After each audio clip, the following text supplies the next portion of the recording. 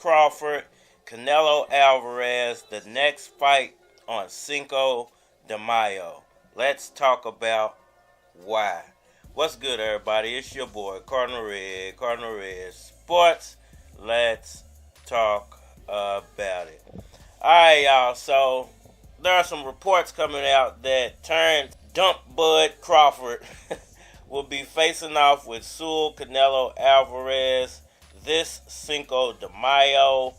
And I just want to give my 999 nickels on what's being said for anybody listening. Saul Canelo Alvarez is looking for his next opponent, and word put out on the street is that it will be Terence Crawford, the undisputed 147-pound champion. Cinco de Mayo. Alright, y'all. So what's going on between Terence Bud Crawford and Canelo Alvarez?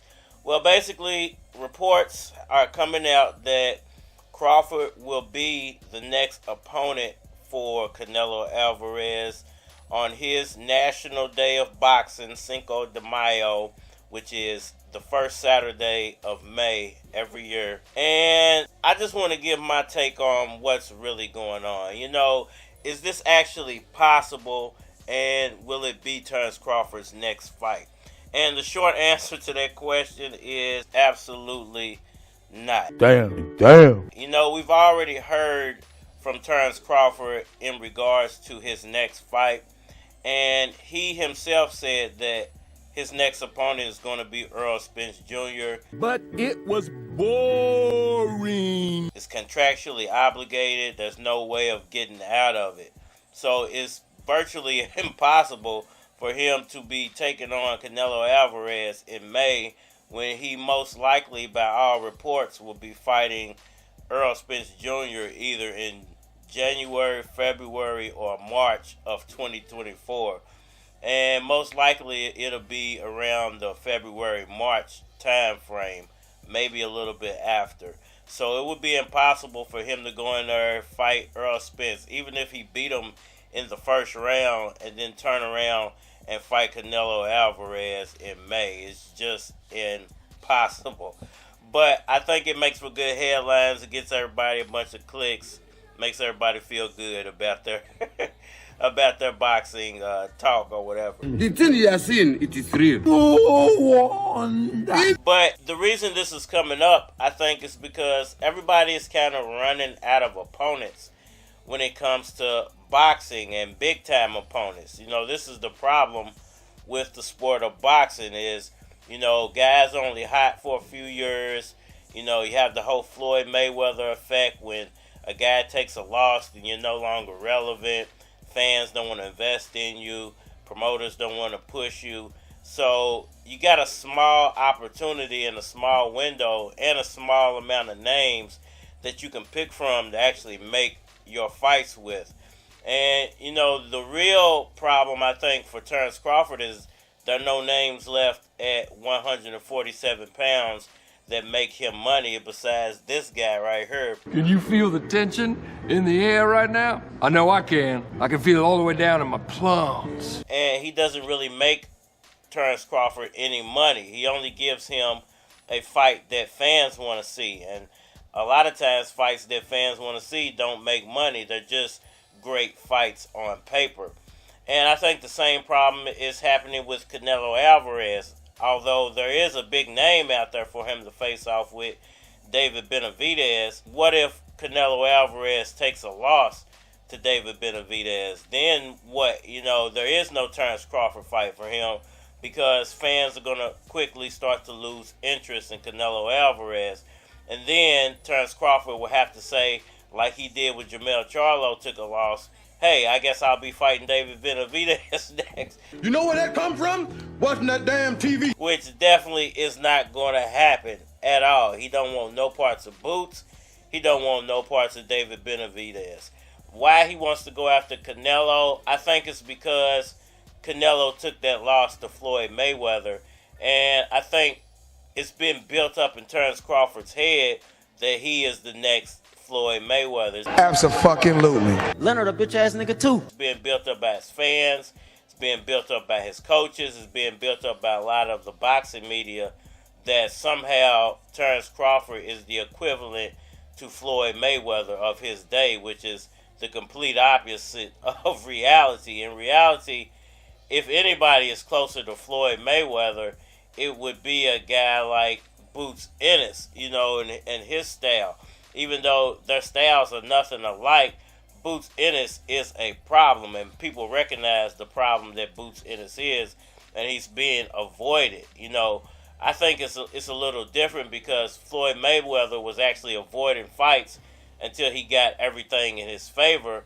Now, in that regard, yes, Terence Crawford is a lot like Floyd Mayweather. I'm going to show each and every one of y'all why. This era is the Terence Crawford era. But it wasn't because Floyd Mayweather was going after the best competition all the time. He would go after some good competition when he felt like everything was in his favor and there was no chance for those guys to beat him. So, me personally, I don't think that Terence Crawford's actually ever going to get to fight Canelo Alvarez, because the reality of the situation is either Canelo doesn't want that fight because it doesn't make him any money, or Canelo's going to end up fighting a guy like David Benavidez, end up getting beat, and then going into retirement because he's already made enough money off the sport. So in our actuality, more than likely Terence Crawford won't ever get to fight him, basically because Canelo's a lot closer to retirement than people think he is. And I think Terence Crawford's a lot closer to retirement, and he's running out of names, so that's going to push him into retirement even quicker. If you can't swim, you bound to drown.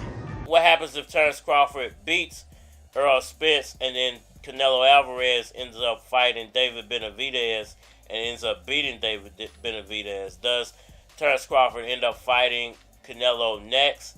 I still highly doubt it, but there's a real possibility because there are no more names left for either of those guys.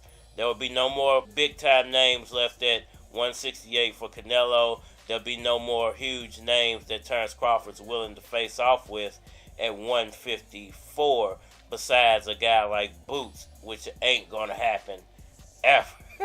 Publicity happy, little weak man. Always nervous and worried because I knew that it was going to take me away from people that I loved. It was something, that couldn't be stopped. When I was in this situation, no one never, approached me with something like that before when I was out in the street.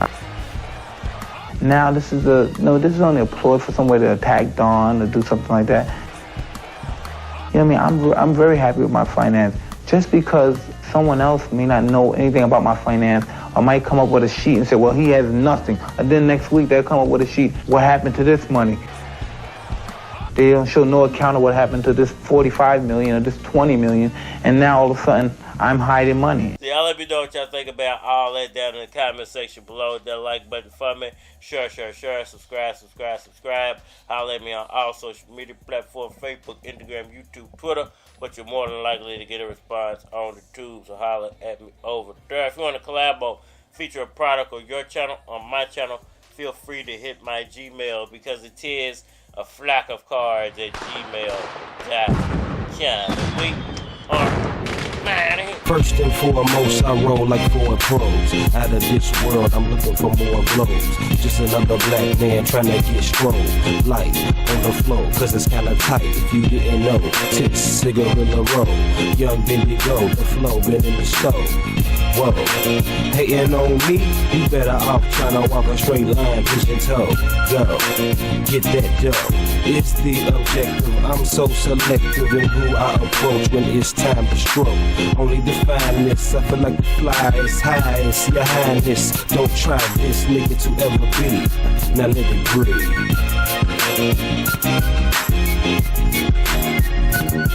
Let it breathe. Let it breathe. Now get that dust. Go and get that dust.